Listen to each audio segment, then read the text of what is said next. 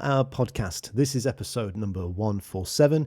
My name is David Beebe. It is the 3rd of December 2020. We're coming towards the end of this highly eventful year. And for this episode, I am joined by Tom Quayle. Hello. Dan Smith. Hello. And Dr. Jake Wilson. Hello. Pod team reunited once again. How's everybody doing? I'm back. You're back, yeah. And you've been doing something quite interesting today. Can you talk about that? Or do I need to delete this? No, all I can tell you is that I've been doing a very cool video shoot today, but I can't tell you what it is, unfortunately. Okay, cool. Not because it's anything too exciting for me, but because it's an exciting thing generally. Dan, how's it going? Yeah, good man, good. See, we'd spent like 10 minutes or maybe 10, 15 minutes before pressing record. So I feel like I've kind of shot my your news load, conversational load already. It's Chris Morris all over that isn't it?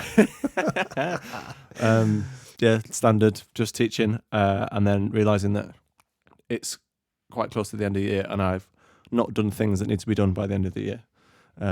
So I've got to sort that out this weekend. Tax return. Is that what it is, Dan? Is it? It is tax return. But yeah, that and Christmas presents and things. Cool. I started my Christmas shopping yesterday, and most of it's already arrived as well. The joys of Amazon, love it. Yeah, I've got to knuckle down and get mine sorted soon. I think there's deadlines are imminent. I think so. I've bought all my own presents as well, which is good. As in for me. How you doing, Jake? Yeah, not bad. Working hard, doing practicing and that. Still on the giant steps train. Sounding killer. Oh, thank you very much. Very kind. And also trying to write some new stuff. And at a bit of an impasse with that at the moment. And trying to break through is very anxiety inducing because you kind of think, well, when will the levee ever break? When will I know what this thing is doing? But as I've mentioned before, you just got to crack on with all the strategies you have in your toolkit and see what you end up with. But that's about it, really. Tired. We were all saying earlier, Tom was particularly saying how much tireder things have seemed to have gotten at the end of this year. I think Dan's nailed it. I think it's basically a darkness thing. I think you wake up and it's dark, and by 3 p.m. it's getting dark. It's just, you might as well just stay in bed the whole time. And I think bears have got the right idea. Cozy inside, cold outside. You know, there might be a fire.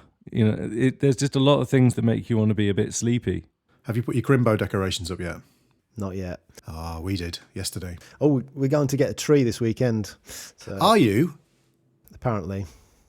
I think I might be coming with you. Apparently so. Yeah. Ooh. I didn't know anything about that, by the way. I was just told it appeared in the calendar. Yeah, same here. That sounds like the setup for this year's family favourite Christmas movie. You two go and get in a tree, and hilarity ensues. The Nativity BB. No, that didn't work. Never mind. No, it doesn't work. Yeah, that's a fail. Anyway, we'll do some Giant Steps catch up in just a moment because I've got a couple of things with I've been working on myself. But I just want to say huge thanks to everyone for listening to the show, and especially those guys supporting us on Patreon.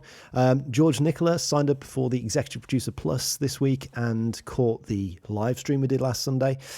Just as a reminder, all you guys in the Executive Producers level, you can go back and watch that live stream and all the ones we've done so far and all the other bonus content. The bonus episode for November came out as well, the audio episode. So all you guys supporting on Patreon can check that out. If you're interested and love the show and want to help us make it even better, then for just $1 a week, you can get these longer episodes, bonus episodes, uncut interviews, and at the executive producer level, get access to our live streams where we hang out with guitars and talk about things on a level a bit deeper than we'd get into in the main episodes with guitar examples. Other things you can do to support the show would be check out our merchandise over on Teespring, leave a rating and review on Apple Podcasts, follow us on Instagram, and you can send an email into hello@theguitarhourpodcast.com and join in the discussion at the Facebook discussion group. So we're going to get today into some questions actually that have come in from similar sort of questions from you guys. And it's going to form the basis of the topic for today's discussion. Before we do that though, I just want to go back and forth with Jake a little bit about the Giant Steps thing and see if anything particular has been developing for Jake. On my front, I've been going really deep down the rabbit hole with the transcribing thing and working at slower tempos. So some of the videos I was posting were sort of 250 area, 220. But I've really been taking the tempo down and to around the 150, 160 mark and trying to get a little bit more musically direct and creative and trying to make the lines make a little bit more sense. And I've been having quite a lot of success. So taking the tricky bars, that sort of bars 1 and 2, and bars 5 and 6, and trying to sort of control the pathways through those difficult changes. And I'm having some interesting success with it. So by learning some of the sort of familiar fragments and pathways that Coltrane uses, at slower tempos, I'm starting to be able to kind of start them off and then manipulate them and take them in a different direction, which is really interesting and quite exciting. So yeah, I'm going to do some more videos and maybe sort of report back on that again. Jake, is there anything particular that you've been sort of discovering with it this week? In particular, no. I mean, I've just been trying to think more ahead in the harmony with more ease, really. I understand that my technical facility is what it is, which will be a barrier for some of the higher tempos. I'm okay with that at the moment. That's going to be a long-term change, I would imagine. But the other thing is just making sure that you're aware of the pathways that fit nicely under your fingers that you might not necessarily visualize first of all. And at the faster tempos, making a little bit of a compromise with like the sort of absolute harmonic clarity that I would want to hear at slower tempos. So it's really about sort of keeping momentum, and actually you can pass that down to prioritizing line and rhythm over melody. And by line, I kind of mean the overall shape of the phrase. Mm-hmm. So that's kind of where I'm at with it, working a bit on it every day, which has been really good. I think it's helped me play jazz much better in general, because obviously it's working out a lot of those different muscles. So I do have a question about the giant steps thing, because playing changes, playing jazz as a general is like an absolute lifetime pursuit. Now the giant steps thing is almost like its own little lifetime pursuit. So with where you two are currently at with the practice with it, do you think you'll get to a point where either you go, right, I've had enough of that tune now, it can go away, or do you think you'll get to a point where you go, that's probably where I'd like to be at for now? Like where does it end currently for this little stint that you're on? Is it going to be one that you're just constantly pulling out as like a vehicle for practice? Very much that has been the journey for me over the last several years. I kind of phase in and out of it, and I think overall, every time I have a big stint, it kind of gets better. I've never done this much work on it to this level of clarity. I mean, Jake's phrase there, harmonic clarity, I liked that. I've never gone this deep with taking it apart and being in control of especially the tricky bars before. I've been a little, even at slow tempos, I've been more vague. And so this feels like there's a bit of a shift occurring, which is quite exciting. And I've definitely felt that back and forth of being motivated by Jake, inspired, and the sort of gentle pull of the, not competitive sort of aspect of it, but the sort of the community aspect, even though there's only two of you. Yeah, the camaraderie sort of in it, trying to do it together. That's been really inspirational, and I think that's helped actually a lot. So I'm really grateful for that, the sort of inspiration and pushing.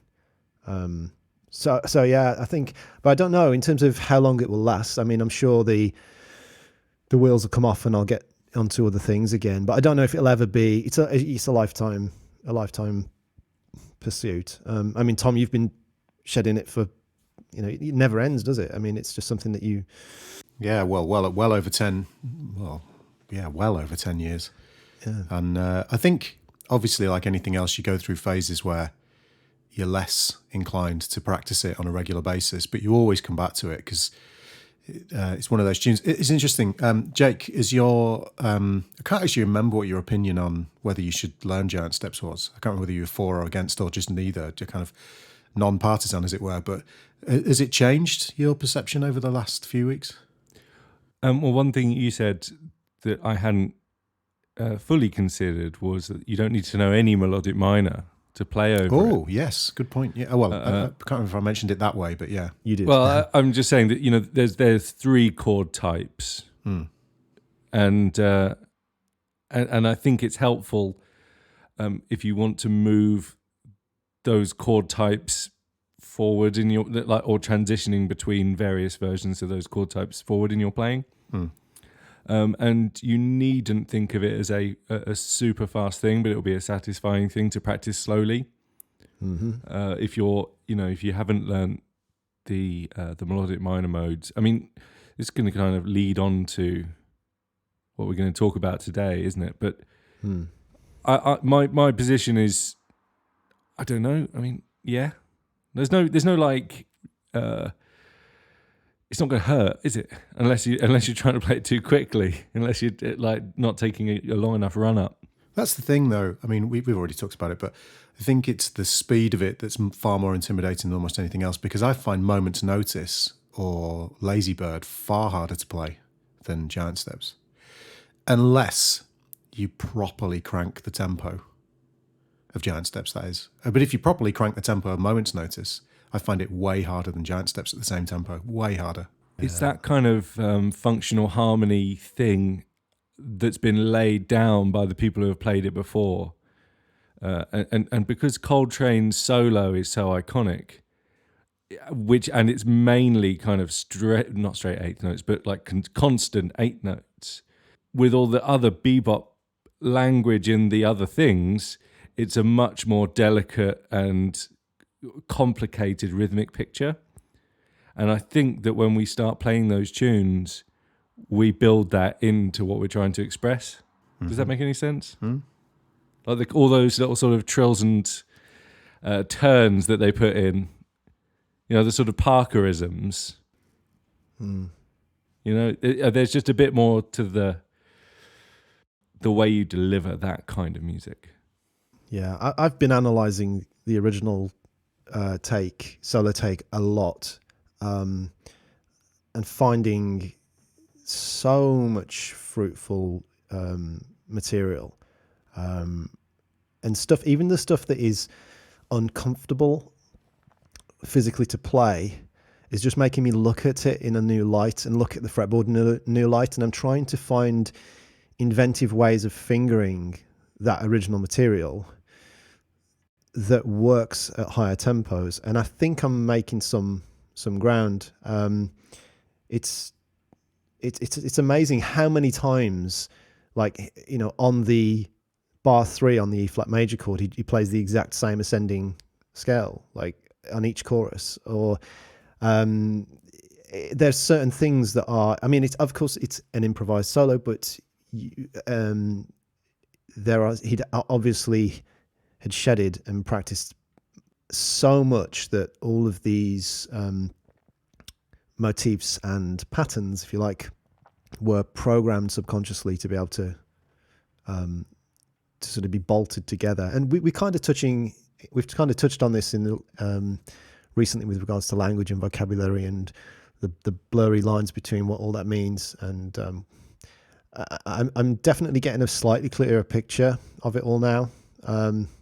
Doing this sort of, air quoting, homework, if you like. Listen and transcribe. Yeah, exactly. But yeah, it's super. I mean, maybe I'll touch on it more on the next live stream with sort of examples and demonstrations of things of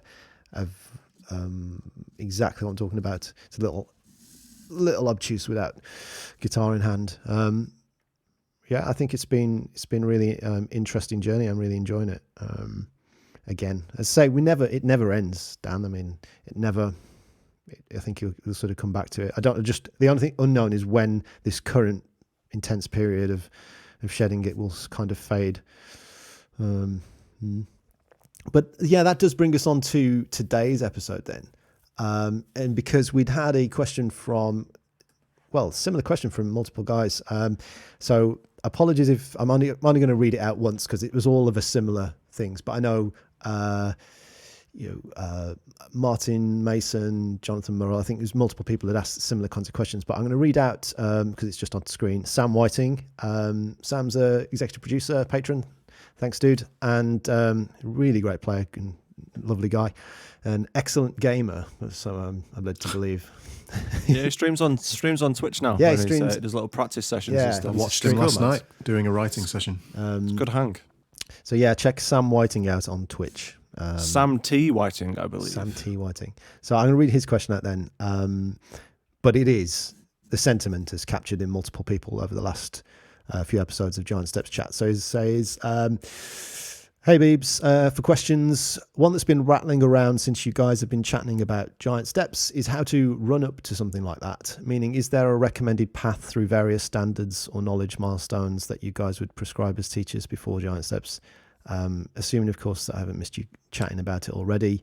And so it's one of those sort of questions where it's the various form. It comes in various forms where it's like, what would be the way to get into playing jazz or changes, or what would be a list of tunes or things to start with.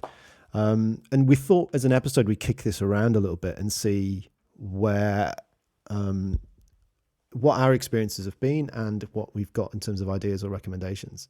Now, the first thing to say is that this sort of Sam's perception here within the question, it's assuming, Tom, that it's not one that you would start with, which is obviously cutting across slightly from what you were saying, that yes, this is a good one to start with. But I think if I try and put myself in Sam's shoes for a second and try and imagine what he might mean by it, he's assuming that high tempo, he's assuming that high level of complexity of navigating it at high tempos. Yeah.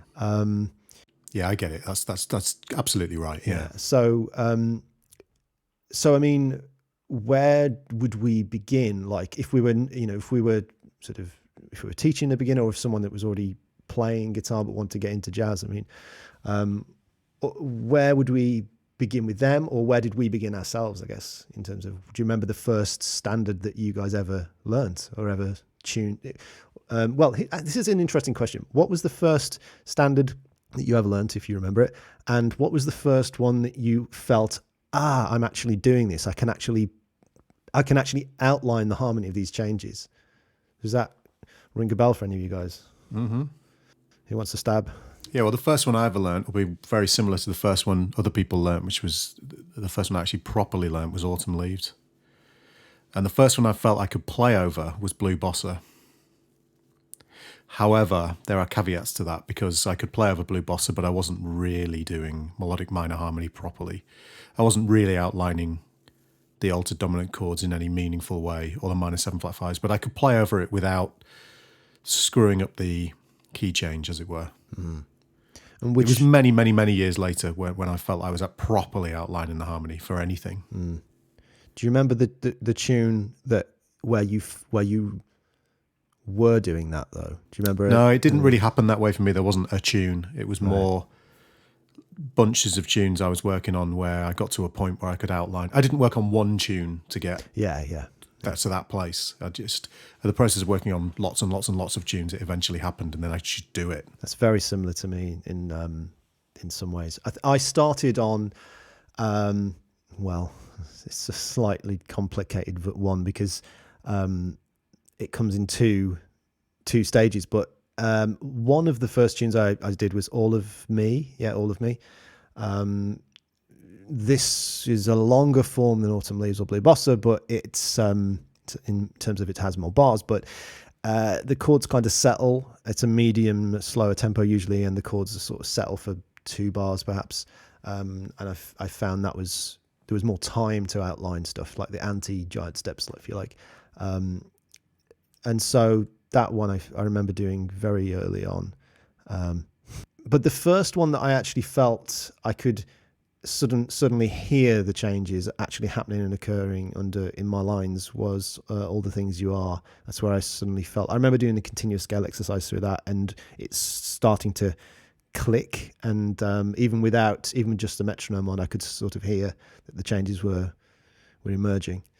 It's interesting. I remember being incredibly intimidated by that tune in the early days. Really, like avoiding it whenever it came up. Right. It just seemed so complicated to me at the time when I first started playing jazz. In some ways, it is a complicated tune, but in others, it depends on how you sort of approach it. I think if you approach it from sort of key centers and sort of wash over the key centers, I think you can tackle it in it's not maybe too bad, but to really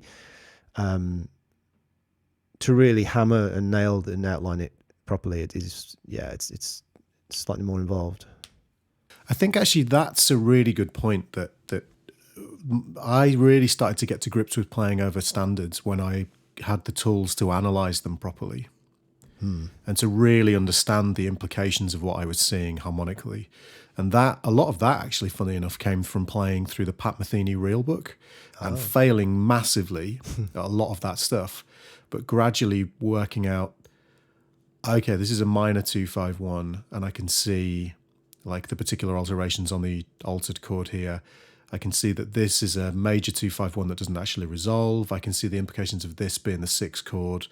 I can see what once I got to that stage, there was always, until I got to that stage, a lack of confidence as to what to play. I was never sure that I was playing the right thing. And that lack of confidence meant that the things that I played never sounded confident. And I wasn't really hearing the harmony properly either. It's interesting, at Leeds College of Music, I never got the tools given to me to do that analysis. Not properly, anyway. I know that all too well, so yeah. You said something there, Tom, that was really interesting that also mirrored my experience about getting to grips with this, was that I didn't actually practice. I think often people want, tunes to play. What are the 5 tunes I should start learning? But for me, and we will cover that, we are going to talk about that. But for me, a lot of the coming to terms and getting to grips with this process and this skill was developing, I've talked about it many times, this core minimal skill set of being able to look at any set of changes and be able to play over it. And it's more that happened by just doing lots of different tunes. So you said there you didn't just practice one tune for a long time. You practiced many. And so I remember doing that as well in the sort of 2013, 14 sort of time period. I would just go through I'd almost never spend that much time on one tune because I wanted to be able to shake it up every time and be able to have all the gears in my brain sort of reconfigure and be able to process that anew. And maybe there's a detriment there to me in terms of learning tunes, memorizing tunes.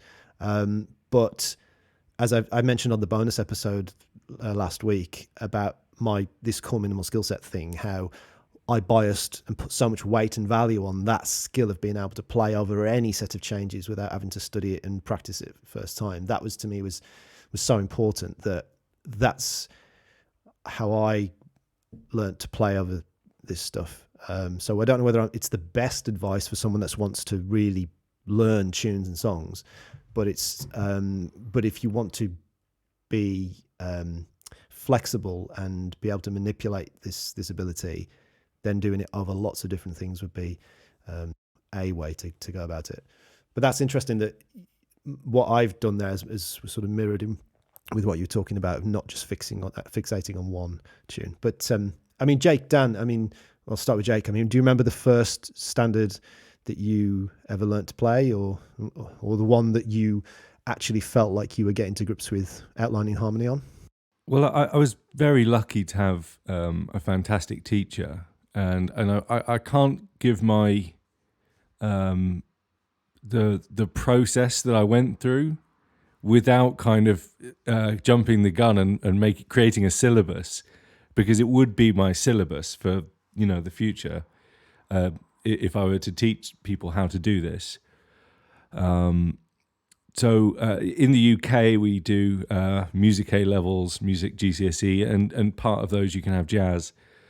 I had just started working on jazz via fusion with my excellent guitar teacher, who's sadly no longer with us, called Martin Reed. Excellent guitar player, huge John McLaughlin fan. But he taught me modal theory.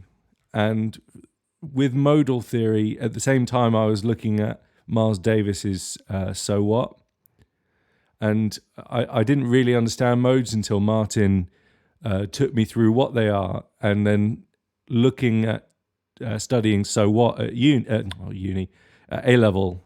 This is kind of senior year in high school for any American listeners. Through doing that, you learn that there is a kind of modal sound, but you also learn to conceptualize the instrument in a kind of shifting way. And it's just a semitone. Doesn't mean it's easy. But that was the kind of first thing that I actually kind of learned to play, because he would make these super long, like 16-minute long tapes during the lessons, or CDs. I can't remember the bit of technology he had, but it was a specific thing that you would put a drum beat on and record a CD. I think it was the Phrase Trainer. Does that ring a bell to anyone?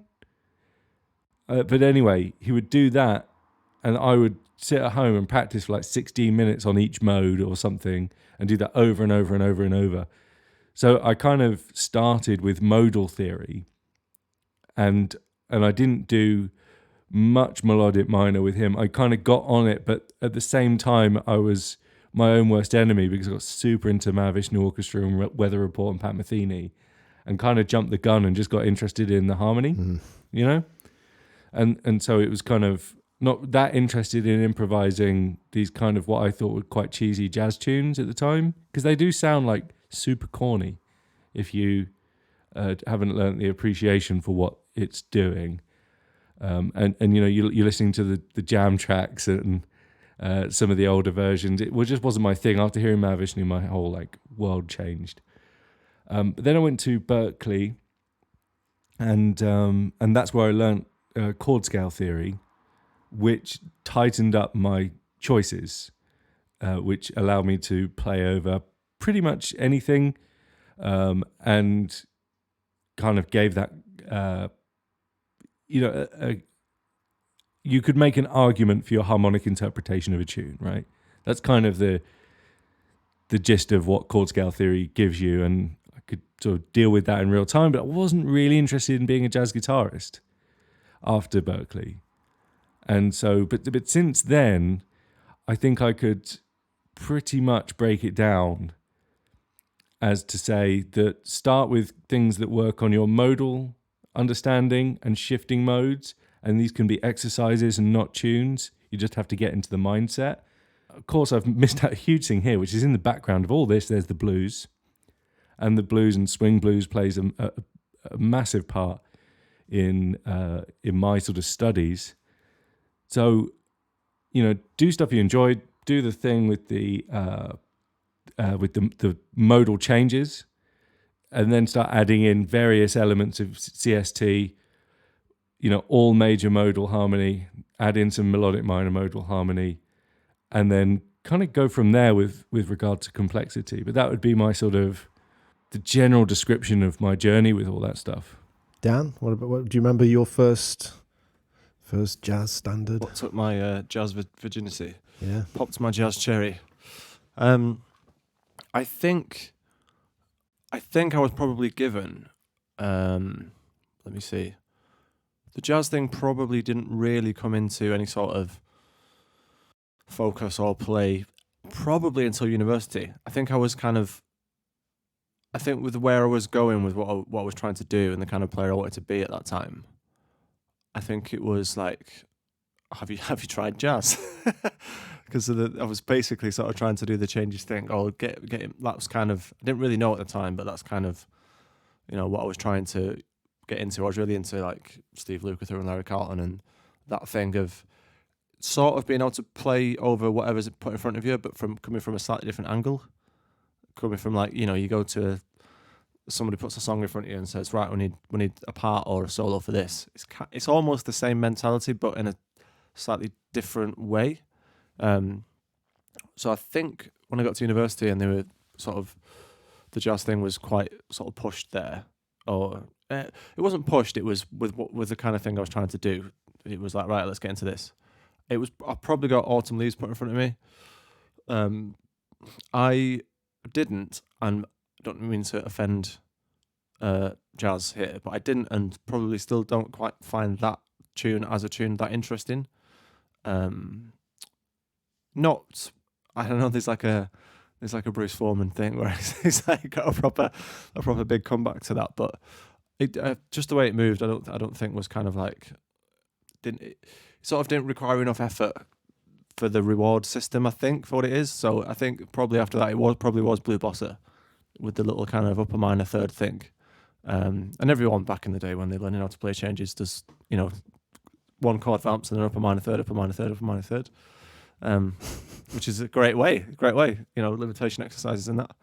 It's probably that. But as far as like feeling like I was playing changes and going, oh shit, eureka moment kind of thing. I think I was just like doing the guitar play thing, just sat on the end of my bed kind of, and I was just going like 1 to 4 in a blues, but rather than doing the standard either blues licks or blues scale or whatever, it was like, hitting thirds and chucking some sixths in there. And I was like, holy shit, this is like a whole new world. Look at all these sounds that I found, but no one knows about these. So it was probably that.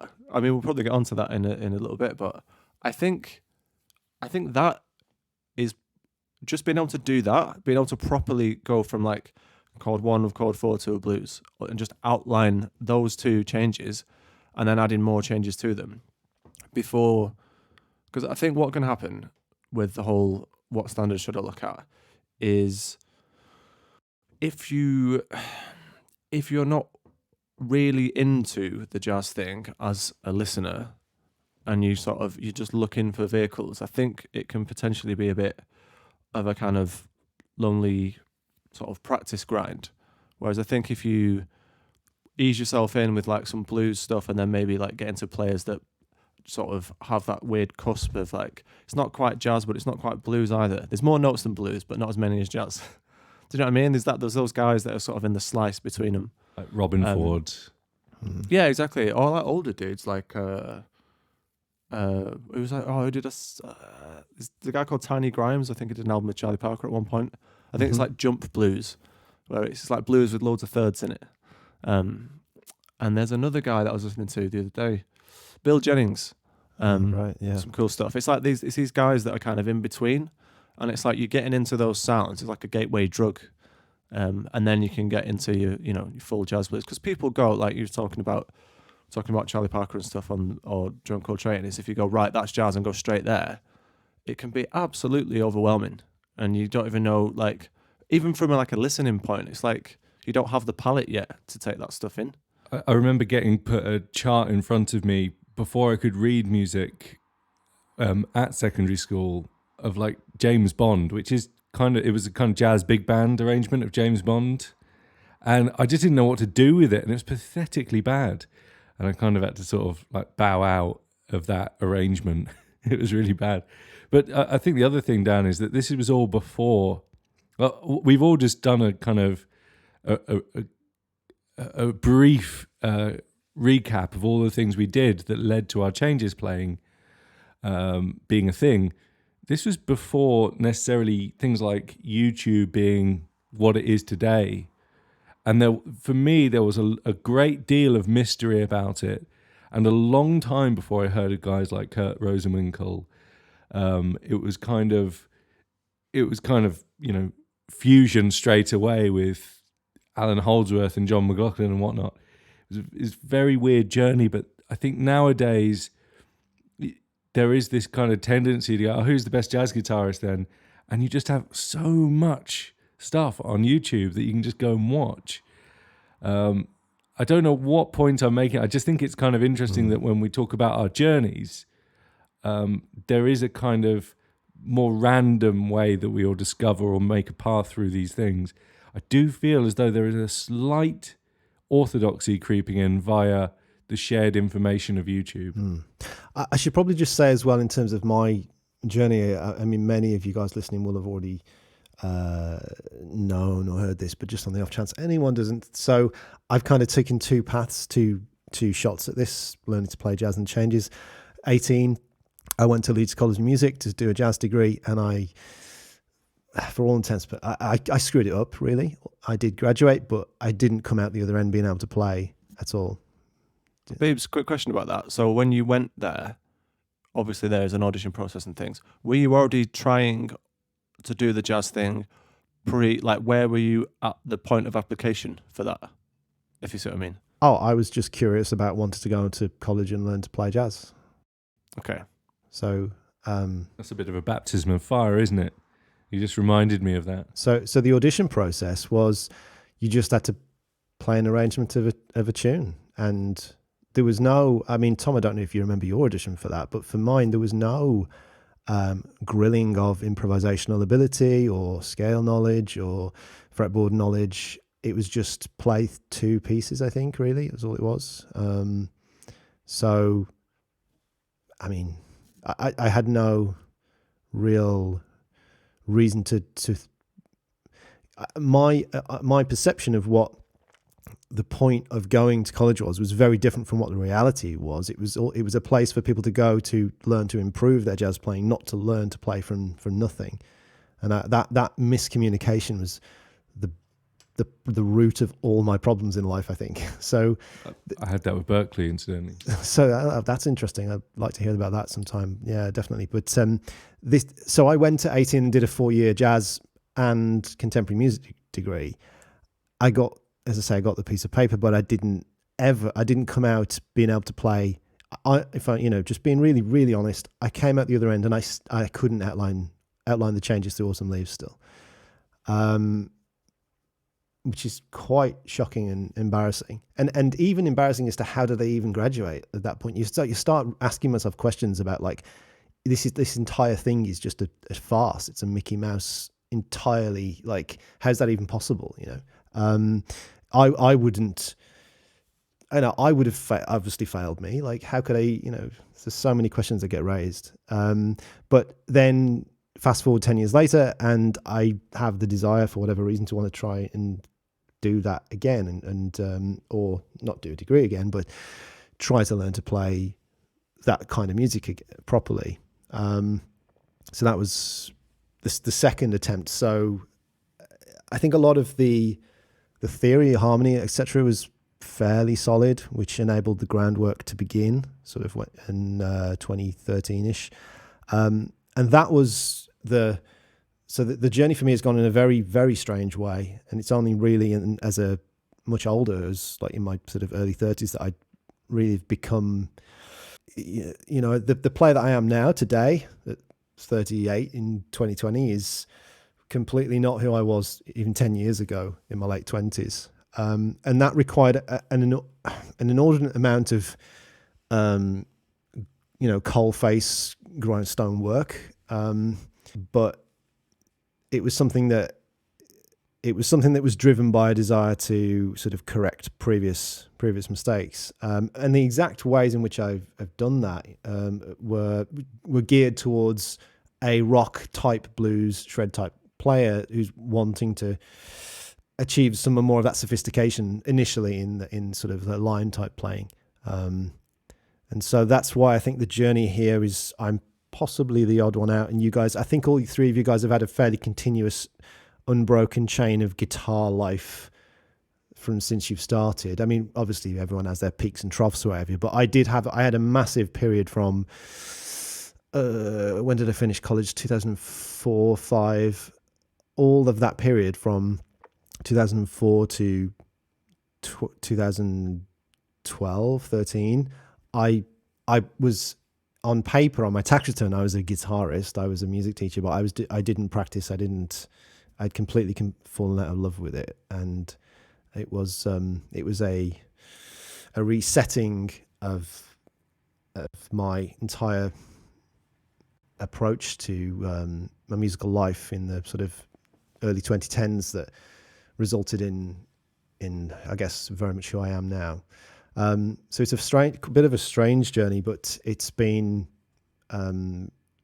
incredibly rewarding and quite kind of eye-opening that it is possible to radically alter and shift your. I mean, Tom, you probably remember when I first was playing. We first jammed together. Yeah. I mean, the shifts that I've made in my playing. I mean, I know I'm never going to be Kurt Rosenwinkel or Jonathan Kreisberg, but it is quite a satisfying thing to have radically reinvented myself at that point in my life in terms of being able to conquer the jazz mountain, as Dan sort of to put it on one episode, or not, not, I don't mean that I'm an amazing jazz guitarist, but I mean just even being able to attempt some of the things that I can now do, I would have thought impossible 10 years ago, which is satisfying feeling. If you, Dan or Tom, Jake's kind of already hinted at his kind of ideas, but is there anything that you guys think would be like, if you got, someone posted this in the discussion group, actually, I can't remember who it was, maybe Tom Horton, maybe, about this idea of if you could go back and to tell yourself, your younger self, to do something differently, or what would you learn, or, learn sooner, what would that be? And is there anything that you guys would sort of go back and tell your younger selves to work on, or and more? So yeah, I started writing a reply, and then realised that it was such a wanky answer, and it wasn't actually answering the question, that I stopped. Because I was kind of like, it's that sort of, if I could turn on back time kind of thing. It's like, even if I could travel back in time to the 16, 17-year-old me and go do this, you're just a different person back then. Like, there's things that I got given. I don't know, this is a bit of a cop-out answer, but there's things at university. No, thanks for sharing. There's things at university that I sort of wasn't really in the right sort of, I wasn't in the headspace to deal with them, because you're jumping through a lot of hoops at university. Like, you've got to do all the academic stuff. If you're trying to be a player, you might be like trying to do your own performance thing, and then end up in 4 other bands to be doing that kind of thing. And there's just that kind of zoning in on what you really want to do potentially ends up slightly on the back burner. It's like, oh, that's really cool, but I can't quite get to that right now, so I'll just put that over here. So there's loads of things that I was like, oh, do this, I'll do this. I don't think, I mean, this is a bit kind of, is it like a bit Sam Harris with like the kind of like, it doesn't matter what you change, or, like. I think the question though is more like, I don't think it's literally you. I think it's, let's say you have a student that you see yourself in, or you were to, somebody, if you were to give advice to somebody that was on a kind of path, it was like, well, what would you advise somebody that's, that has echoes of yourself? I mean, I do that. It doesn't mean they listen to me. yeah. But what would it be then, I guess? I would say, like, for a start, be like, and I was kind of like this, but there was a sort of slice in time where I wasn't, but like, be super open-minded with what you listen to and what you try and learn. I think there's too many people that either early on or even a little bit later go, cool, this is the kind of guitar player I am, which is fine. But if you want to take guitar playing seriously, I feel like you should take interest and take whatever you can get from whatever source. I think if you go, right, I'm only going to play this, or I'm only going to play that. Although saying that, nowadays I'm like, oh, maybe it'd be easier if I only played one thing and I didn't have all these different interests. Well, that's raises a really good point, actually, about the number of people that think they should learn to play jazz just because they are aware that it's a complex genre, or it's like a... Yeah, that's kind of what I was saying before about like making sure you listen to it and you're into it. Yeah. Rather than going, I need to learn jazz because it's the way, I mean, I've certainly had students that come to me because they want to learn jazz because it's something to learn and not because they listen to it. I sort of understand it, and it's a very circular chicken and egg catch-22 problem for me, in that my passion and love of the genre only really developed after I could sort of do it a little bit, and then it snowballed from that. Whereas other people, of course, they just like the sound of it before they can ever play a note. But I think if you're coming to it very much from the point of, right, I'm a rock guitar player and now I need to learn jazz because I know it's the thing I have to learn to be great, you're going to struggle. It will be difficult. I think, though, that there is a distinct advantage that people have now to do this. I remember one thing I used to do is if I wanted to learn a standard, let's say, for instance, I was browsing through the real book, 'cause that's something I used to do a lot. I used to kind of open the real book and look through, and my thing was I would try and find some chords that looked interesting. Okay. And then what I would do is I would try and find a recording of that in Leeds College of Music's library that I liked. Now, the equivalent today is way more powerful. If you want to learn a standard, don't necessarily go, oh, well, I better listen to the Miles Davis version of that, or I better listen to the Charlie Parker version of that, or I better listen to whoever, Coltrane. Type it into Spotify and find, click through until you find something that appeals to you. Don't care about who it's by or whose version it is. Just click through until you find a version of that tune that appeals to you the most, in order that it gives you the greatest chance to get psychologically involved with that particular tune, that particular standard. Like for me, for instance, this is one example of this, 26-2, the reason I got into that tune and the reason I espoused its amazingness to you is because of Ravi Coltrane's version of it, which is not necessarily a version that I would ever try and play because it's in 7 and 5, I think. It's taken a hard tune and made it stupidly Sounds hard. like something Ant Law would do. Yeah, but that version was the version that got me into that tune. Had I listened to the original Coltrane version, not that in any way I think it's inferior or, a lesser version, but it just wouldn't have excited me in the same way. And it was the excitement of hearing that tune, whether or not I could actually play it, that got me into that standard. And then that branches out to other things. So if you think I want to learn Autumn Leaves, but the version that you've heard is a fairly crappy old 1940s or 50s version that just doesn't appeal to you and is not that well recorded, find a version on Spotify that really does it for you and then learn it from that version. Yeah, 100% agreement. And I think a lot of my passion that fed into my practice, and just a quick thing, it was not so much that I wanted to learn to be a jazz guitarist. I was just interested in improvisation and harmony, and jazz was a good vehicle for that. But one of the things that I would say is that I kind of leapfrogged all of the things you were meant to do, and got super into Adam Rogers, all the sort of nasty fusion stuff. And then you kind of work backwards from there and learn an appreciation for the other things, backwards chronologically or maybe sort of artistically, if you think of artistically as a kind of, standing on the shoulders of giants thing. But the other thing you can do, which is a bit weird, and I just feel like I have to throw this in there after what Tom said, is check out the original Broadway version of some of these tunes.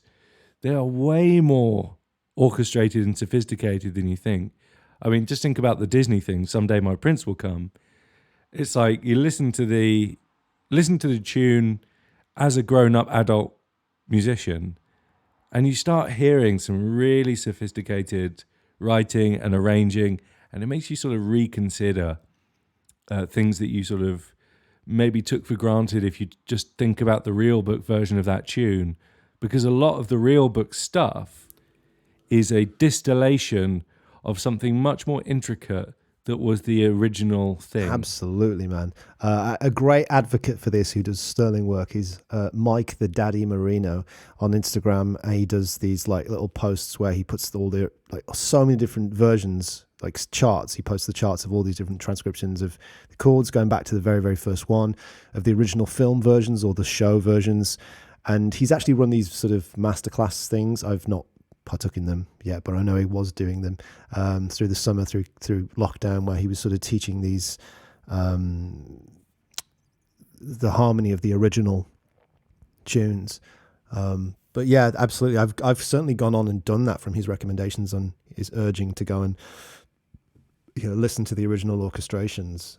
But one thing I would say is I think that's a step that can, for a lot of people, will come later. One thing I would say that I feel very strongly about is, especially at the beginning stages, don't feel beholden to tradition. Don't feel beholden to the fact that you have to listen to the originals. You don't have to listen to Miles Davis. You don't have to listen to John Coltrane. You can find more modern versions of those tunes, even if it's a funk version of a standard that really appeals to you, because you have to have an in. Yeah. There has to be a gateway drug for this. And I was very guilty of, because of some of the people I hung around with when I was in my first and second year at college, that I felt like I had to buy specific albums, and I never really got on with them. I never really enjoyed them. I got super into Bill Evans. So I learned a lot of my standards, and a lot of the standards that I really like. I mean, you know this already, baby. A lot of the standards I like are Bill Evans' standards, the ones that he would play or that he wrote. I got really into Keith Jarrett. I never, ever got into Charlie Christian, never got into Kenny Burrell, never got into Tal Farlow, never got into Wes Montgomery, just never got into any of these people. And that's okay. Yeah, it's so fine. You don't have to follow the path that is laid out for you by the jazz law, the jazz police. That's fine. You have to find your own way in. And again, Spotify and YouTube is just such amazing vehicles for this that we didn't have, or I certainly didn't have back in the day to do this with. I think what I'm trying to get at though is that when I'm not disagreeing with you, Jake. Oh no, I know you're not, but like just trying to flesh out this idea. I think so much of what we talk about as standards has been crystallized and distilled in the real book format. And once you already know the tune, and you and I, Tom, seem to have had a similar experience with this. Once we already know the tune via maybe a more modern version that's excited us, so we've gone there, we actually aren't reading that pad because we've kind of gone like, okay, we know what that is. We know vaguely what the harmony is on the interpretation on the recording. So there's a little bit of a disregard for the pad at that point, just a bit. And so what I'm saying is that there might be things that you open up to.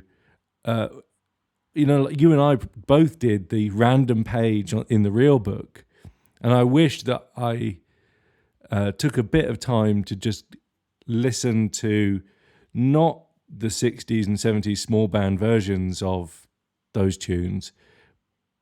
Well, some of them were already sort of funk fusion classics, but I'm talking about the show sort of American songbook stuff. early 20th century stuff, and to gain an appreciation of what was really going on there, because I think that goes a little bit beyond just guitar playing or just jazz and into something else, which is really valuable to understand what these things are distilling.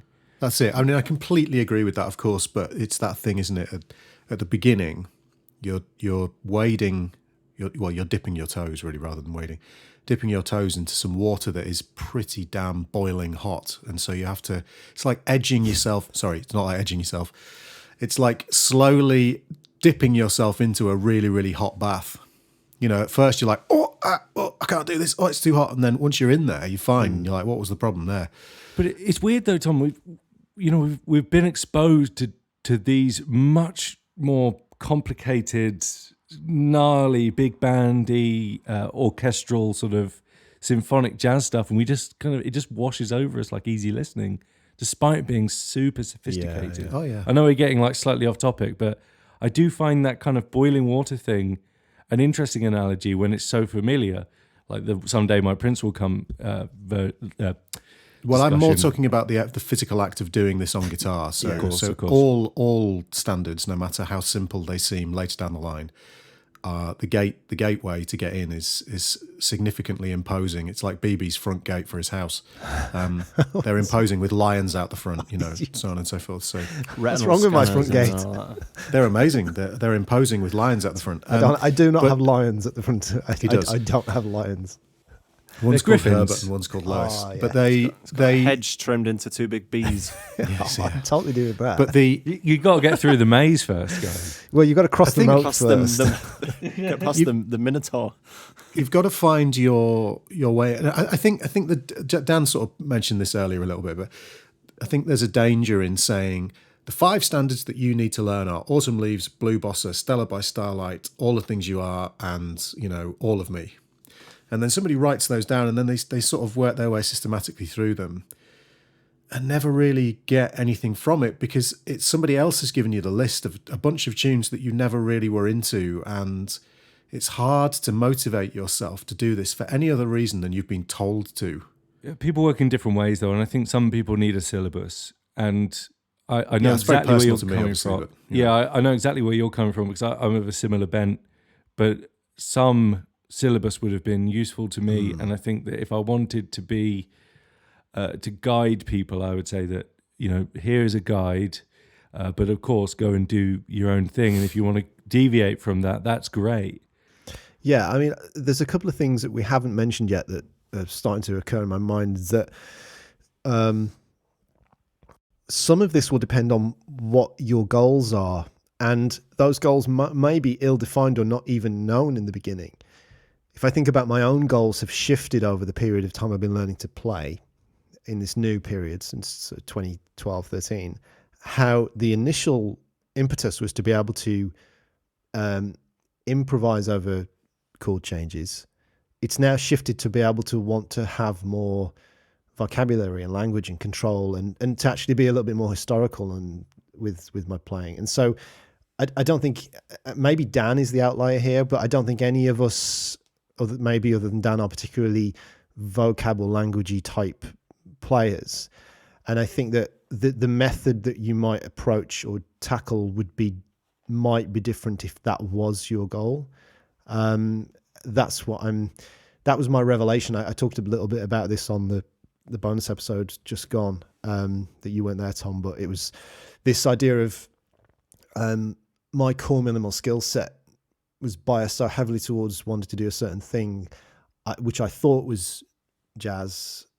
I think I missed something. I missed another bucket of skills or that are essential if you wanted to perhaps do things that are different to what I was thinking initially. So if you're wanting to acquire vocabulary and language, it may require a different set of skills than what I was nurturing. So none of us here, I don't think, have gone down that route. Maybe Dan has a little bit with the Western swing thing.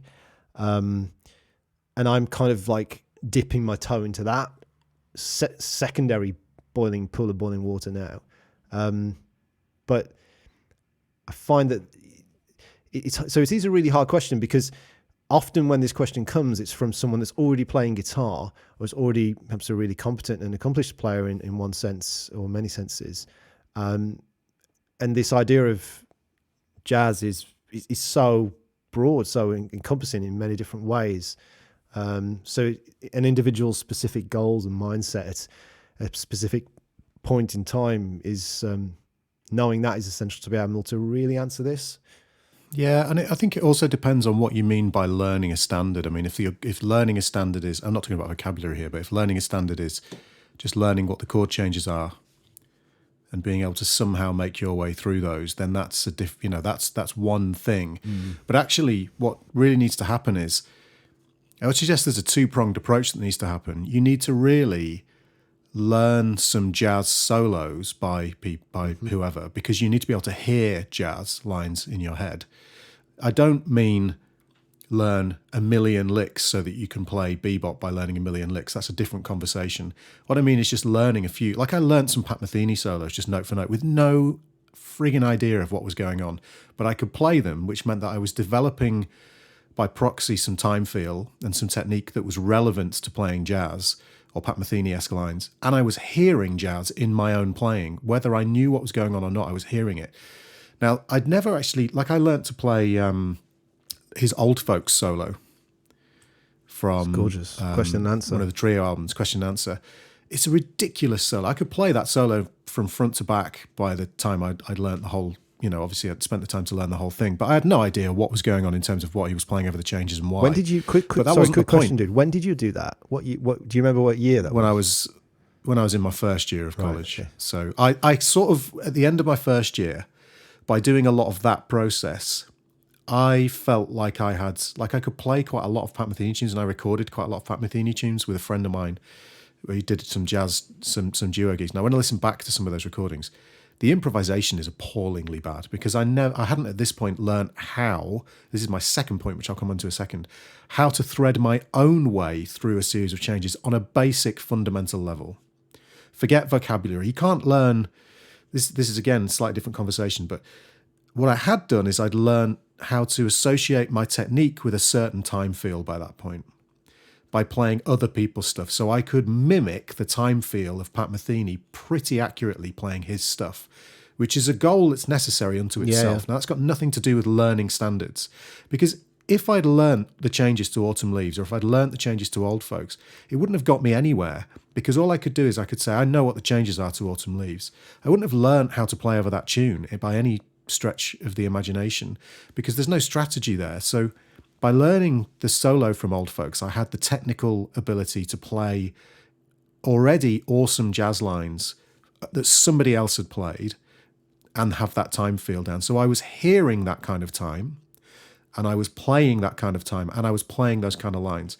What then needs to happen is you need to be able to map basic harmony out on the fretboard external to playing music. Because the art of playing those lines that someone else has played, you're playing music. But you cannot at that point, whether you know the changes to Autumn Leaves or can play the Pat Metheny solo, you cannot physically see or hear that harmony on the fretboard in a way that allows you to manipulate it in real time. The devil's advocate there from some other schools of thought would be that, no, I agree absolutely with what you said there in terms of the route you go, but the devil's advocate alternative school of thought would be, well, no, you don't do that next bit. You just keep learning solos, and you keep learning lines and solos and until you map it out by osmosis rather than intellectually understanding it. So your mapping becomes an organic thing through. Yeah, but this is why this is a different conversation, because what we're now having a conversation about is how do you learn to improvise? That's a different conversation. What I'm saying is the goal of I need to learn these 5 standards is not really, in my mind, a useful goal, because the goal should be I will use these standards not to learn them, because that doesn't really mean anything. That's such a massively wide goal.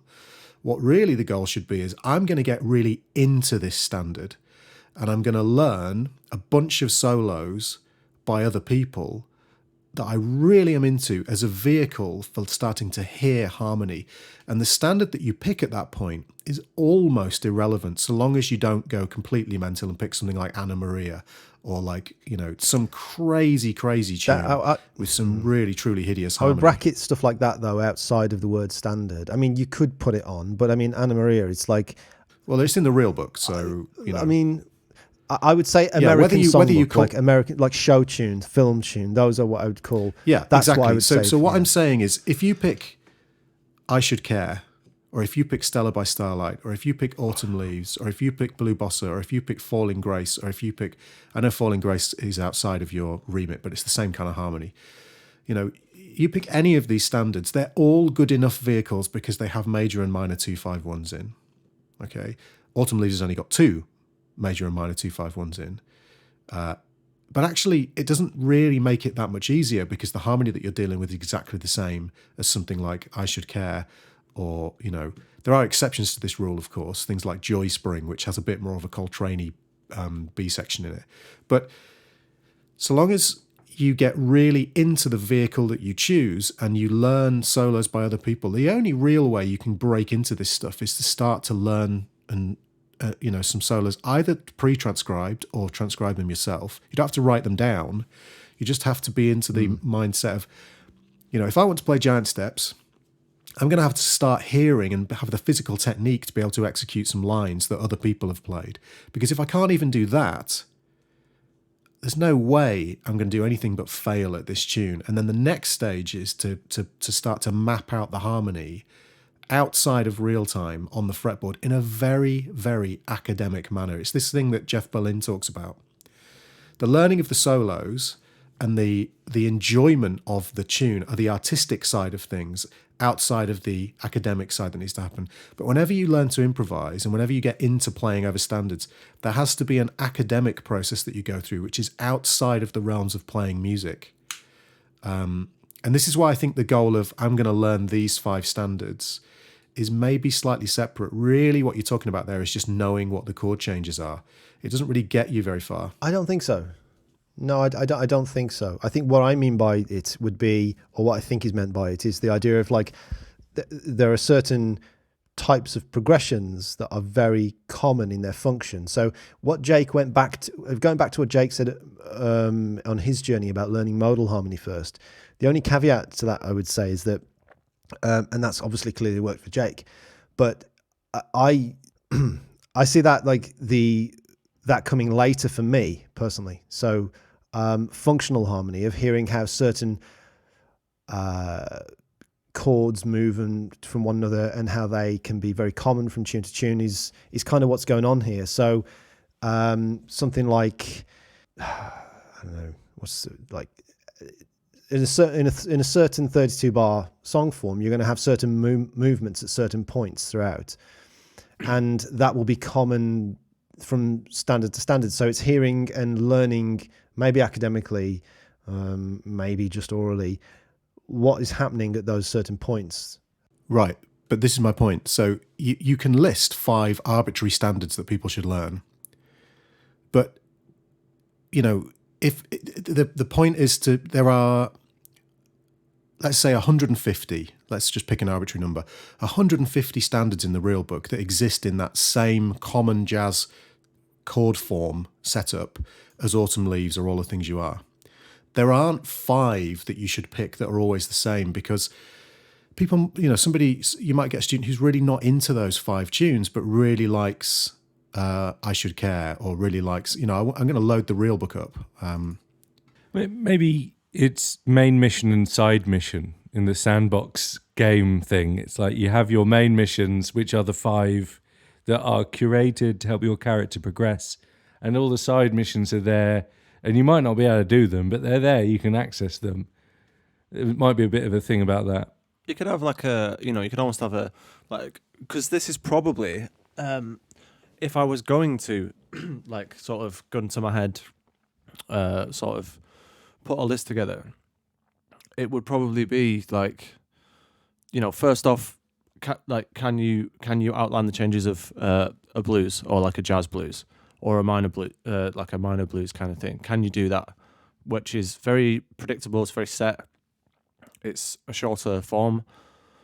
Like even pre that, it's like, can you even like outline the sound of a chord? If I said to you, with no chord underneath, can you play me something that sounds like a dominant 7 sharp 11? Yeah, that's or this, the or academic that? bit. Yeah. Like, can you? The thing that I will get to the relevant point, but pre to this, like, experience thing, I remember playing back to the university thing of, like, I was playing bass in a band, and it came to taking a bass solo, and because of the instrument, pretty much everyone drops out, and I was like, but I'm not playing over any chords. How am I going to make it sound like how am I going to make it sound good? Because at that point, I wasn't properly doing the changes thing, and I was like, what? How? That's not how it works. You need the chords to make your notes sound good. You know what I mean? I can't make the chords sound. I can't make it sound like there's chords there when they're not there, which is obviously not the case now. But at the time, I was like, So, for one, being able to do that, but onto the the progressions thing. I think I mentioned this in a previous episode, or maybe it was a bonus or a live stream. So I'll say it again. But someone once told me, it was a guy that said, there's maybe like 6 tunes that have these like common progressions that you come That's across. what I was getting at. That's my point. And if you really like bag those progressions, like a sort of 1-6-2-5 thing with various, secondary dominants or whatever, or tritone substitutions, whatever you like, bebop bridge kind of thing, going up to like the dominant 3 and then working its way back. Rhythm change. Or something like, rhythm changes, or maybe something like take the A train with a dominant 2. You could find like multiple playlists where there's quite a feature of that. This is a 2 chord, but it's a 7. What do you play over that, and where's it going? Or like backdoor dominant type thing. You know what I mean? There's You're hinting at something that is perhaps more useful than a list of tunes. Maybe it's a list of functions or devices. So that would be. That's how the Guildhall do it. Sorry. That's how the Guildhall do it. They do the. Is it really? Does Tommy teach there? Yeah.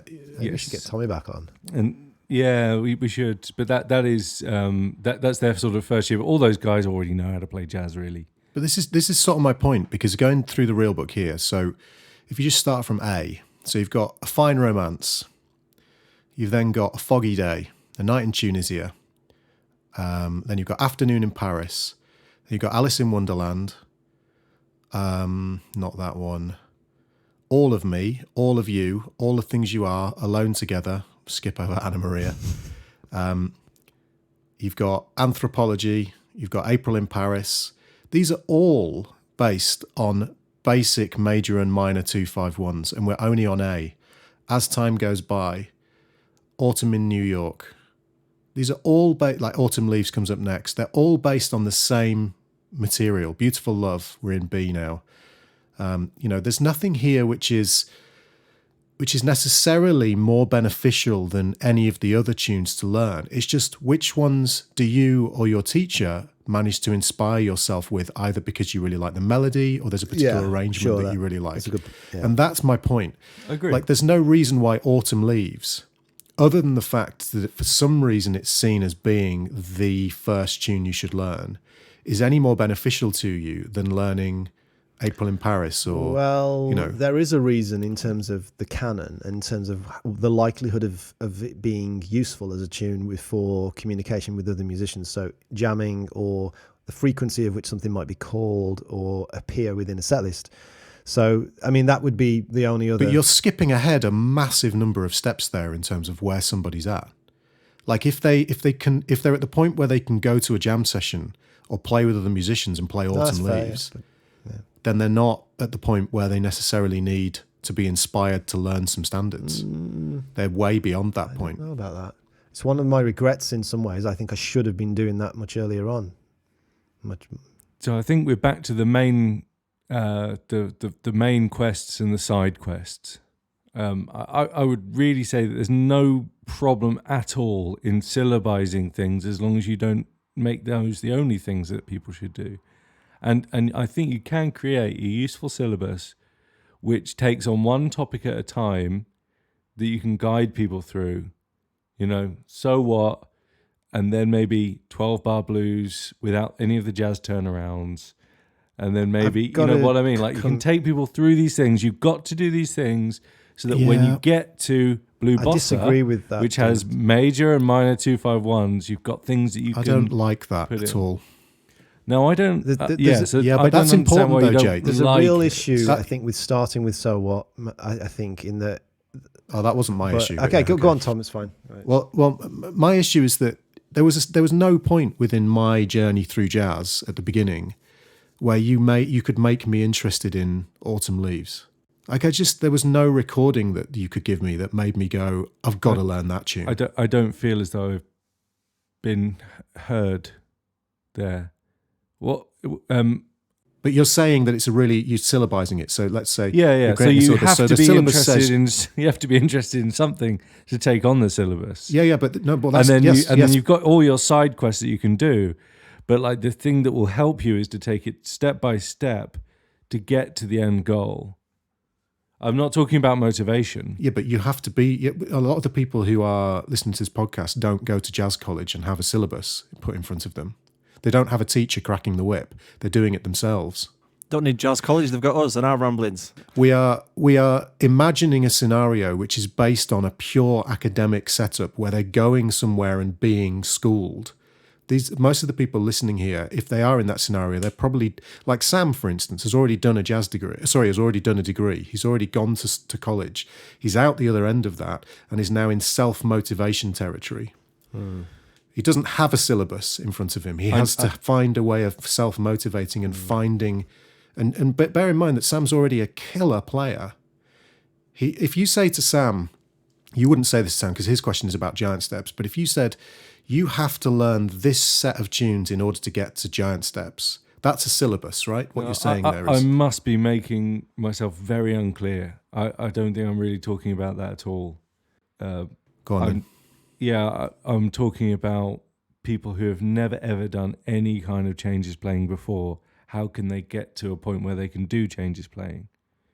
So I think that perhaps we should maybe bring it back round to Sam then, because Sam asked the question. I feel like we've maybe drifted into a different... Yeah, I think... Because that's not useful for Sam.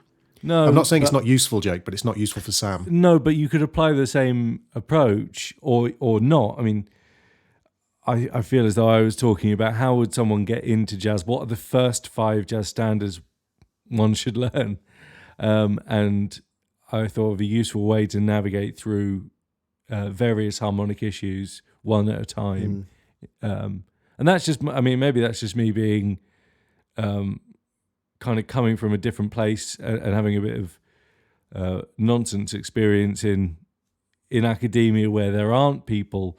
You know, I didn't work at a jazz college. I worked at a university where people might have come without any jazz understanding and teaching jazz arranging, and you kind of do have to do a syllabus. So I think maybe some of the disagreements we've had in the last half hour have been because I've been talking about one side of the coin and you've been talking about the other side, which is fair enough, but I apologise for not making myself clear.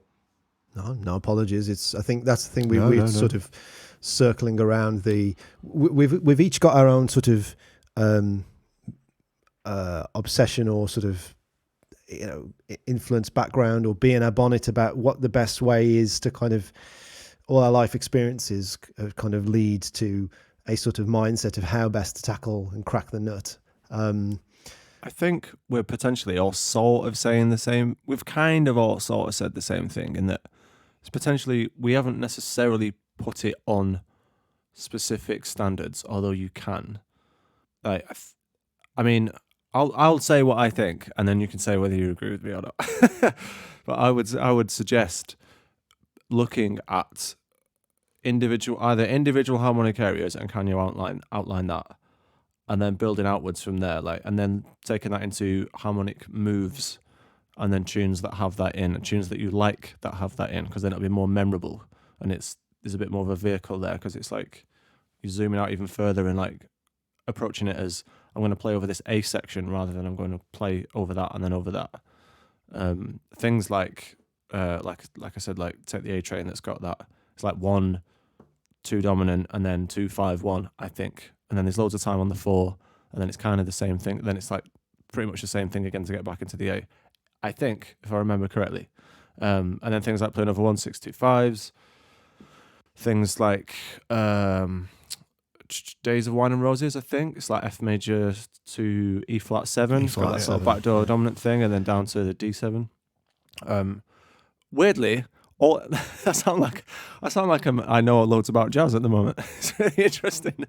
All those standards you read out, I was like, yeah, I know all those. Weird. So it must have happened at some point. But like taking it from there and finding stuff that you like I said, going on Spotify and finding the beautiful thing about Spotify, actually, and I know it's bad for a lot of musicians, but a lot of the musicians that we're suggesting you go and look are all dead now anyway, so it doesn't really matter. Is that you do have the option of looking up a version of a tune that you might like. Exactly. And then what that might lead you on is they might have done a standards album, and then you get introduced to another standard that you like. And then this is my point, Dan, yeah. You bounce off that to another version that you like. You know, maybe we need some sort of, I don't even know if this is possible, like a Spotify playlist that's associated with the podcast. There is That'd one. Be quite interesting. I started making one at the start of the podcast and then abandoned it, but there is one. There you go. So this is the thing. What I used to do is because I was into learning to play jazz. In the very, very initial processes of this, it doesn't matter if somebody says to you, go and learn these 5 tunes, because you can't really do it well enough that it's going to really benefit you massively. What's going to benefit you massively is really listening to lots of jazz and getting massively into it and finding the things that you really like, and then learning the standards that your favorite tunes by certain players, and using the real book as the vehicle, or going on Google and searching for a PDF file of a particular standard. I mean, I remember a lot of my journey was the utter sheer disappointment of finding an amazing tune and then realizing that it wasn't in the real book, or that there wasn't a chart available for it. Like, I want a chart for this tune. I remember one of my favorite albums ever was a Steve Swallow album. I think it was called Real Book, that came with all of the charts in the inlay card. That was like cocaine for me. I've got a Blur album that's like that. I just ate that thing. Steve's. I swallowed it. Oh, it was just like, whoa. I just like the idea. That was brilliant. I like the idea of Tom and Quayle, My Journey. Emoji there. It's Tom and Quayle, My Journey sounds like a really trashy autobiography that you'd find in a charity shop with like the Peter Andre and the read by Charles Dance. My Journey. The final thing I'll say on this, and maybe to sort of draw things to a close, would be that what Dan was talking about there, and he was listing all his examples of moves or chord and functions or whatever. It's sort of assuming Harmonic scenarios, if you like. harmonic scenarios. That in itself assumes a level that I think most people coming into this just are probably not knowing what you're talking about. So when you talk about backdoor dominant or 1625, like we could be just talking an alien language to someone who's an accomplished player, who's a good guitar player that wants to get into jazz and is completely flummoxed by the language that you're using. And I'm not having to go at you there, Dan. I'm talking all of us. It's talking about all of us in this conversation, in that there's a level of assumption that we make. And in some ways, maybe you should say, well, yeah, you have to assume this stuff. But I don't know. If I cast my mind back to my own inadequacies, to think, well, that's not good enough educationally. So it's like the thing that I would sort of refer back to. I've said this many times on the podcast, and I cannot stress this enough, is that if you have any desire, for whatever reason or motivation, to play jazz, investigate functional harmony, because I don't think it's going to, as well as obviously massively listening to it, learning the technique, learning to play tone and time feel and all that stuff. Sometimes that is used as an excuse for neglecting functional harmony. So the idea, people wax lyrical about getting the time feel and getting the tone, all super important things. But if any of the stuff Dan was saying confuses you, if backdoor dominant, if 1625, if the 4 minor, if all of this, the tritone sub, if words like that are completely over your head, then I would urge anyone to sort of investigate this idea of functional harmony, because it's the cornerstone of everything about being considerate, and to use Jake's phrase from earlier on in the podcast, harmonic clarity. It's the cornerstone of being able to actually make that happen in your playing. I just can't stress that enough. So Jake wants to come in here and disagree with me. No, I don't want to disagree with you at all. I think that there are a few things with regard to harmony that are so much easier to deal with when you have a pen and paper in your hands and a good teacher, and not necessarily at the guitar. I think it might be better to grapple with some of these concepts intellectually before you actually play the guitar. At least that's how I work. But I'm the dweeb who went to Berkeley to learn to play jazz guitar but wanted to leave in Dream Theater. So our goals are not always the same for doing this. But I would advocate a syllabus of 5, let's say, tunes, assuming that someone is like fired up already to play jazz and has never played jazz before. And I think that if I can just be sort of practical for one moment, I would start with So What, I would go to the 12-bar blues, I would then go to things like Blue and Green, not Blue and Green, fucking hell, All Blues, sorry. That makes it way more sense. And then move on to things with more functional harmony. Maybe Giant Steps with the 251, bringing in swing blues, bringing in anything else after that. Because I think that does intrigue me slightly, though. How are you going to teach somebody to play over those 2 5 chords? Not 2 5 chords, but the ascending by a semitone. You've got the 5 chord in All Blues, then it goes up a semitone, then back down again. What are you going to teach somebody who doesn't know the fretboard well? How are they going to play over that? Well, that's kind of an introduction to a variation on the blues, as far as I'm concerned. And what you're going to do is you're going to quickly go, look, that 5 chord, you're going to move it up, and then you move it down. And play what? Play wrong things for a bit. Okay. Yeah, that's the. I mean, maybe not that tune, but what I'm trying to say is that I think a lot of people do need, assuming they're fired up, they do need a roadmap, and it will help them through these issues. Yeah, I don't. If I allow myself to agree with you on that, I think my only lifelong, if you like, or musical lifelong disagreement with all of these things is when the blues gets brought in at the very Really? beginning. Yeah. I'm interested in that. Because the reason the blues gets brought in is because ostensibly it's easy to play over, and this is maybe a different podcast, but why is the blues easy to play over? The blues is easy to play over because you can play over it using one scale. To actually properly outline a jazz blues is pretty damn complicated for various different reasons. And the first reason is that you've got dual function chords all over the place. And the second reason is the harmony, in terms of what the actual implications of that harmony are, unless you're playing very basic only chord tones, which people probably are not going to want to do in the initial instances, is pretty complicated. There's a whole swathe of melodic minor harmony in there. I've never thought that jazz blues or rhythm changes is a good starting point for introductory, jazz improvisation. I think they are damn hard, no matter where you are in your playing.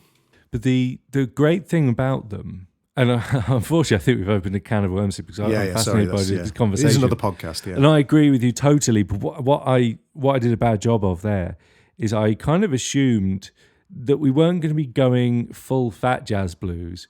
We were going to be going, look, you are familiar with this shape, positional playing, and we are going to start adding in things around that position to help outline harmony. And we're going to be looking at chord tones mainly rather than modal harmony with that. And so some of it needs fleshing out. That's like each each choice needs fleshing out, because like that thing of Mick Goodrick's ice skating rink is all well and good, but one of the fundamental things you need to do first is to understand positional playing for the sake of your left hand. I mean, maybe that's a real crutch for some people. Maybe it's a crutch for me. But learning left hand positional, the left hand positional thing is kind of part of understanding guitar if you've learnt it the caged or 3-note per string way anyway, isn't it? Like if you've, add these notes to your pentatonic shapes to get there kind of thing. But I think as well, people really do. I just don't think that way at all, though. It's a way in. Yeah. It's a way I understand in it is for that kind of thing, and it's also. I've had.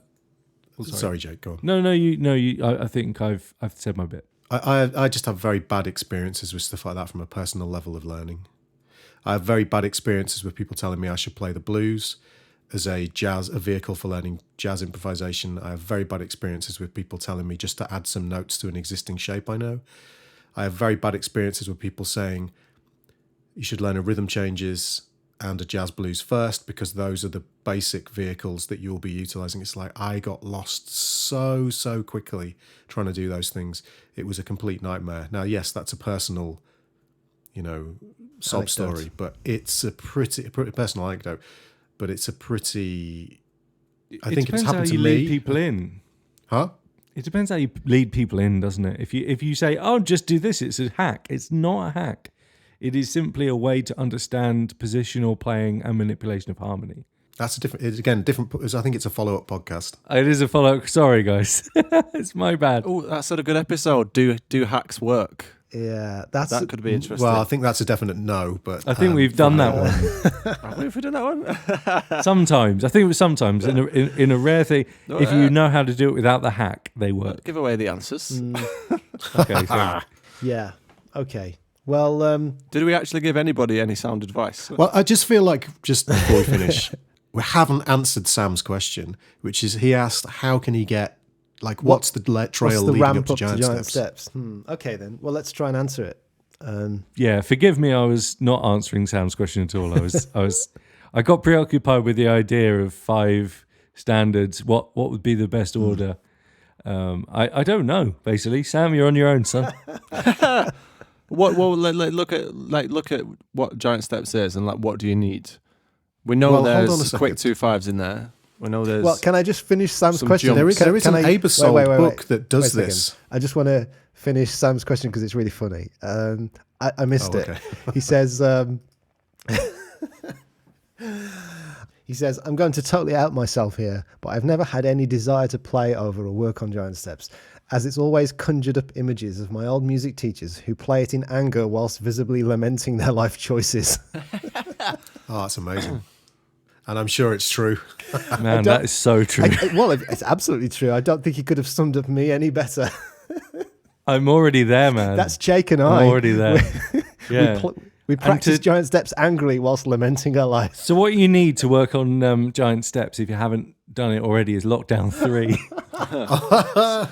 20 years of regret and anguish.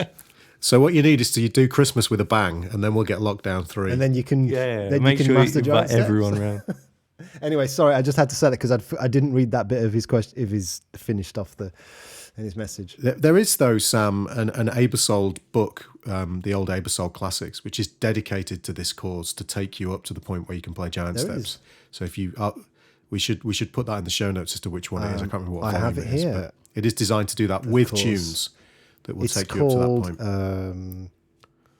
BB's consulting his master database of all things jazz now. of course I am. It's volume 75, Countdown to Giant Steps, Jamie Aebersold play along. And it's got the... There we go, you see. And I used that book a lot when I was learning to play Giant Steps. And it's a very good pun. Yeah, it's a very good pun. Yeah. What I will do... 262 steps to count down to Giant Steps. Indeed. Well, so what I will do in the show notes, I will link... I'll link to the information. For the Patreon guys, I will put on the Patreon the iReal playlists of all of BB's master playlists.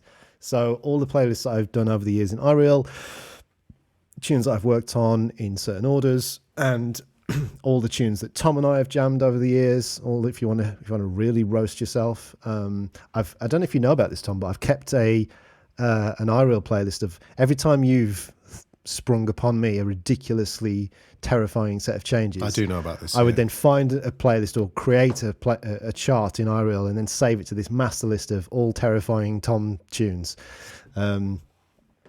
So I'll link to that in the show notes on the Patreon if you guys want to check out those lists of things that I've worked on. But by the way, just before you round everything up, a quick thing. If you remember back to the heady days of January, when we were doing podcasts in Santa Monica, or a podcast in Santa Monica, and we were just thinking about, this is all getting a bit weird now. I hope it's not going to turn into a massive pandemic. I remember that podcast. We were sitting around that table recording the Right. podcast, saying that. So something really cool is happening, because one of the big topics we talked about on that podcast was the quad cortex. And mine has just shipped, so I will have it the next time we do a podcast. And so we can finally talk about The infamous quad some cortex. of the things that it does. And Are you so it are you is allowed real. to talk about it? Yeah, of course I am. Very Yeah. interesting. Very, very good. Very good. I know a lot of listeners will be very excited to hear about that. Yeah. So the guitar hour will have one in our hands, and hopefully we'll be able to get some more. but- Fantastic. Yeah. yeah. Am I allowed to see you? I'm not, am I? It's work, isn't it? Oh, it's work, yeah. Oh, is it? Am I allowed for work? It's less dangerous if it's work, isn't it? The magic of the quad cortex tell you will what. keep the Rona away from between us. We'll have quad Gore-Tex masks. We didn't talk about it, but theoretically, I've got my first show back in 2 weeks. Wow. Wow. Yeah. Gosh. And I'm going from a tier 3 to a tier 2 Oh, you area, which you're awful allowed person. to do to work. Oh, sorry, you're in tier 3. I'm in tier 3, baby. There we go. Old down in dirty Yeah. Dover. After not having much to do with it, our area is going down. And anecdotally, there are more and more friends who have... It seems weird, like coronavirus seems like the thing that you talk about on social media after you've had it.